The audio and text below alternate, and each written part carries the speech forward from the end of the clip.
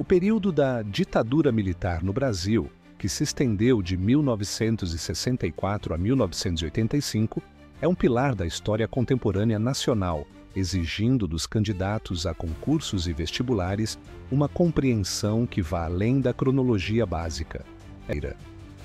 O cenário que antecedeu o golpe era de polarização aguda.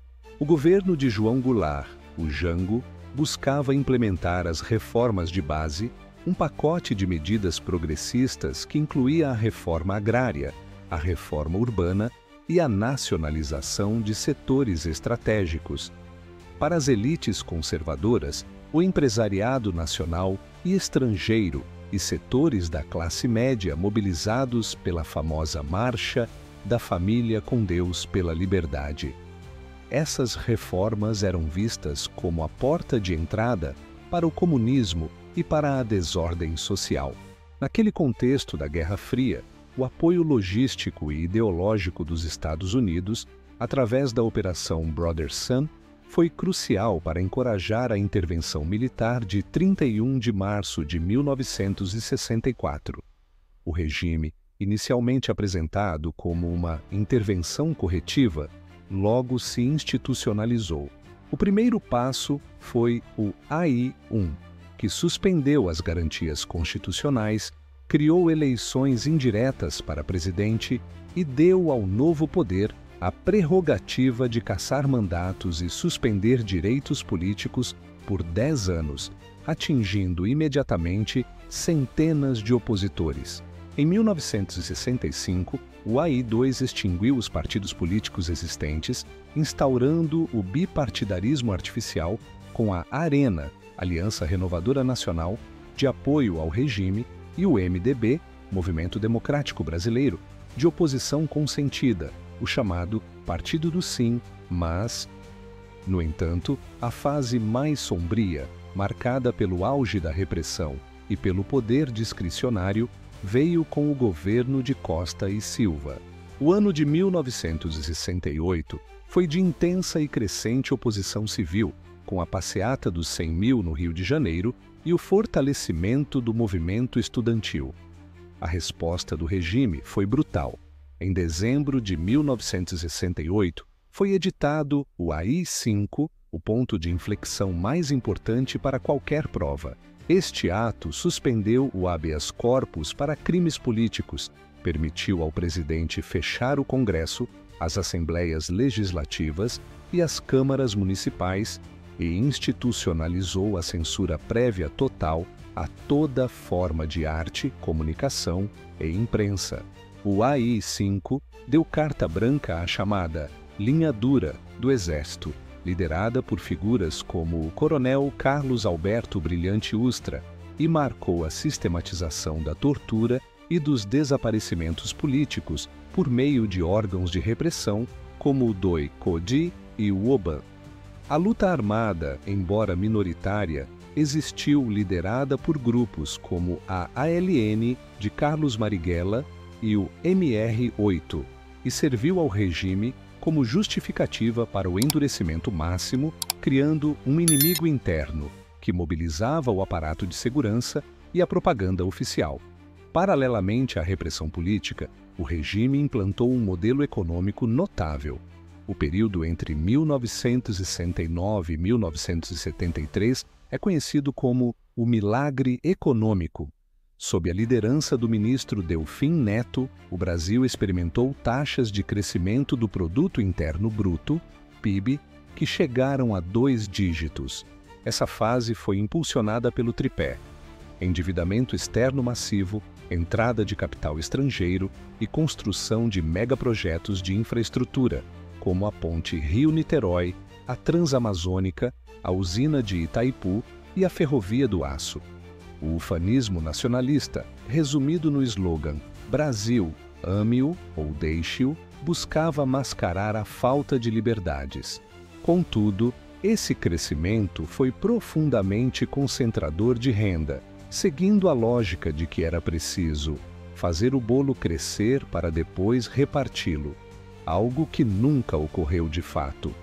O fosso social entre ricos e pobres aumentou significativamente. e o país ficou perigosamente exposto às flutuações da economia global, criando o que ficou conhecido como o subdesenvolvimento industrializado. O colapso desse modelo veio com a crise do petróleo, os choques do petróleo, na década de 1970, que encareceu o petróleo e elevou as taxas de juros internacionais, fazendo a dívida externa brasileira se tornar impagável. Esse esgotamento econômico coincidiu com a transição para a presidência do general Ernesto Geisel, em 1974.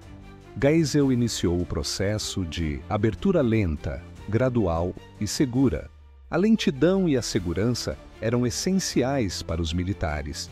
Eles precisavam garantir que o processo democrático fosse tutelado por eles e que não houvesse punição para os crimes cometidos durante a repressão. Os primeiros passos foram as tentativas de distensão política, culminando na revogação do AI-5 em 1978. A abertura ganhou força no governo de João Figueiredo com a aprovação da Lei da Anistia de 1979. Este é um dos legados mais debatidos do regime. A lei foi definida como geral, ampla e irrestrita. Ela permitiu o retorno dos exilados e libertou presos políticos, mas, crucialmente, também estendeu o perdão aos agentes do Estado, torturadores, policiais e militares que cometeram crimes de violação dos direitos humanos. Essa anistia, de mão dupla, garantiu a impunidade dos algozes, um tema que a Comissão Nacional da Verdade tentou abordar décadas depois, sem conseguir revogar a lei.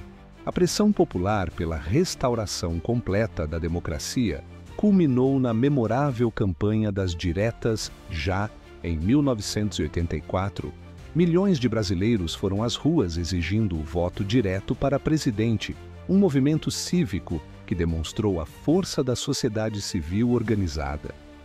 Embora a emenda constitucional das diretas já tenha sido derrotada no Congresso Nacional por uma margem apertada, a mobilização popular tornou insustentável a continuidade do regime. Em 1985, a eleição presidencial ocorreu de forma indireta, através do colégio eleitoral. A vitória de Tancredo Neves sobre o candidato do regime, Paulo Maluf, selou o fim político da ditadura. Com a morte de Tancredo antes da posse, seu vice, José Sarney, assumiu, marcando o início da nova república.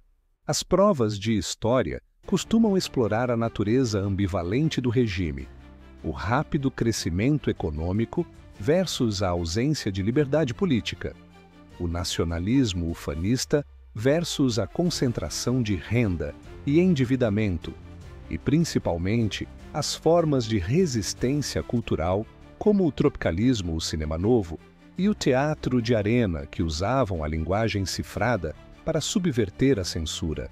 Entender a cronologia desses eventos, dos AIs à anistia, é o caminho seguro para pontuar em questões sobre a ditadura militar, um período de profunda intervenção militar na política nacional.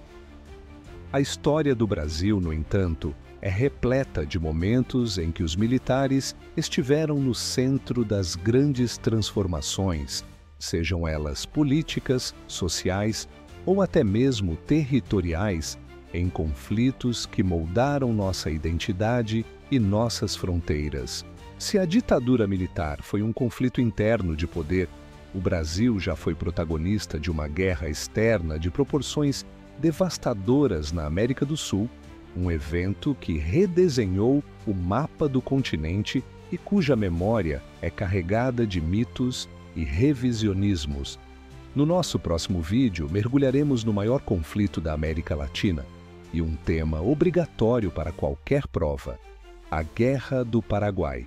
Vamos desvendar as verdadeiras causas, o papel de Dom Pedro II e os legados da Tríplice Aliança que, de forma complexa, forjaram as Forças Armadas que um século depois tomariam o poder em 1964.